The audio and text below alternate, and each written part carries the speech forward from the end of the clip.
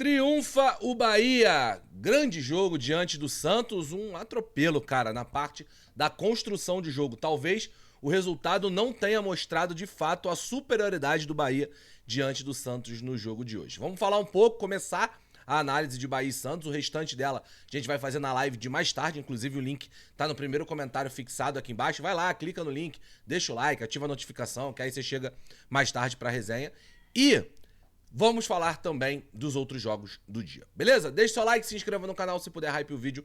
Tamo junto, faça por onde aí. Lembrando que esse vídeo é um oferecimento da KTO, a casa de apostas mais segura do Brasil. Se você quiser brincar com responsabilidade e a garantia que não vai sofrer nenhum tipo de fraude numa casa de apostas, é na KTO o seu lugar, tá bom? O link tá aqui na descrição, ou usa esse QR Code aí, pausa e usa esse QR Code, porque mais tarde tem jogo e você pode acabar utilizando. Lembrando que é proibido para menores de 18 anos.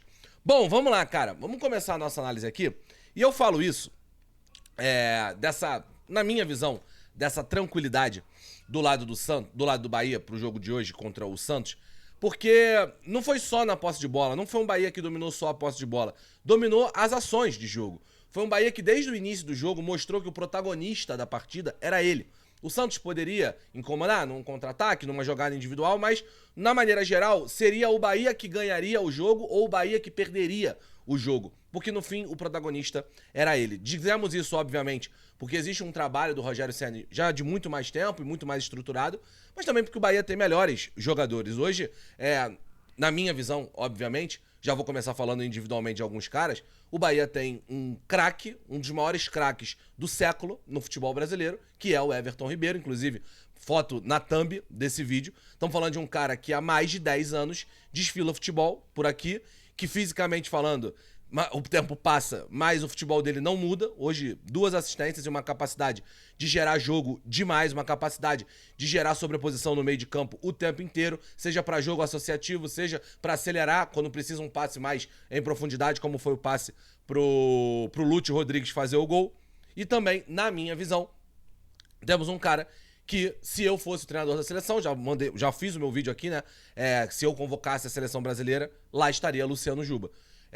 Lateral esquerdo, pra mim, seria convocado pra seleção brasileira, porque vive um 2025, não só de 25, vem um 2024 já bom também, mas um 25 espetacular. Somando-se o fato da gente não ter um lateral esquerdo de topo, a gente não tem lá Roberto Carlos e Marcelo, eu acho que o Juba merece o teste, merecia ser testado pra ver como ele reagiria à seleção brasileira. Numa dessa, suficiente, cara, ter um jogador como esse. Ah, mas eu não consigo enxergar o Juba na Copa do Mundo. Você consegue enxergar hoje? Quais?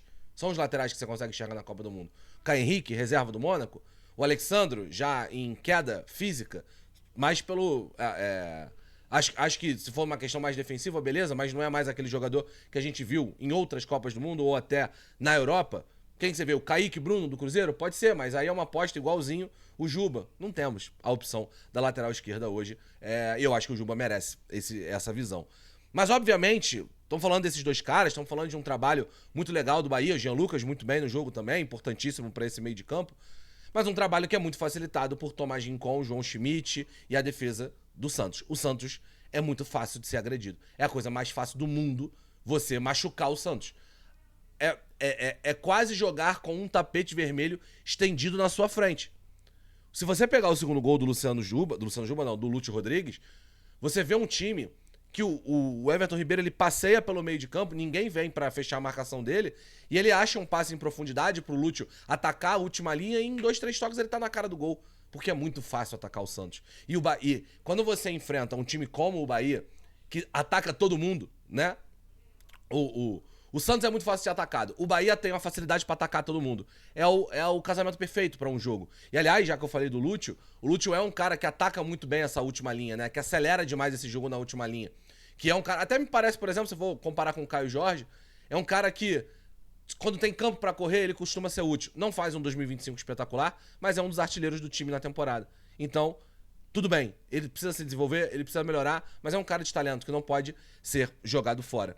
E do lado do Santos, eu acho até que com bola o Santos conseguiu criar alguma coisa, Barreal, Rolheiser, teve algumas chances esporádicas, mas o grande problema do Santos é aquilo que eu sempre falo, vídeo após vídeo, live após live. O Santos sai de campo, os caras se reúnem naquela última conversa, os caras saem de campo cientes que eles têm que fazer 2 gols no jogo pra ganhar. Eles não ganham se não fizerem 2 gols no jogo. Então, isso se dá porque uma defesa é muito frágil. E a defesa muito frágil vai colocar o time na condição que está no Campeonato Brasileiro. Muito perto da zona de rebaixamento, cada vez mais perto da zona de rebaixamento. Enfim, tô na reta final do jogo, tô terminando de gravar esse vídeo aqui com 42 minutos, 43 minutos. Vamos ver se vai sair o terceiro gol. Se por um acaso sair o terceiro gol, eu boto nos comentários. Mas como pra mim já tava um jogo muito bem estruturado pra vitória do Bahia, resolvi gravar com uma certa antecedência. Só pra gente fechar, Bahia, 6 pontos do Bragantino, e sendo que o Bragantino tem 2 jogos a mais, né? Então o Bahia é o quarto, abre 6 pontos dentro desse G4. Claro, Botafogo e Mirassol ainda jogam, essa distância pode cair para 4 pontos, se ou o Botafogo ou o Mirassol ganharem, mas isso mostra a força do Bahia na competição, isso mostra a força do Bahia dentro do Campeonato Brasileiro. O Bahia é um time de G6. O Bahia é um time de G6. Se vai terminar dentro do G6, se vai terminar dentro do G4, se vai terminar G3, a gente vai ter que ver. Mas é fato, o Bahia no Campeonato Brasileiro é um time de G6. E para um time que há 2 anos atrás ficou a um jogo de ser rebaixado, isso é uma grande mudança. É a garantia, é se colocar de vez no hall dos principais e melhores times do futebol brasileiro. Esse é o lugar do Bahia.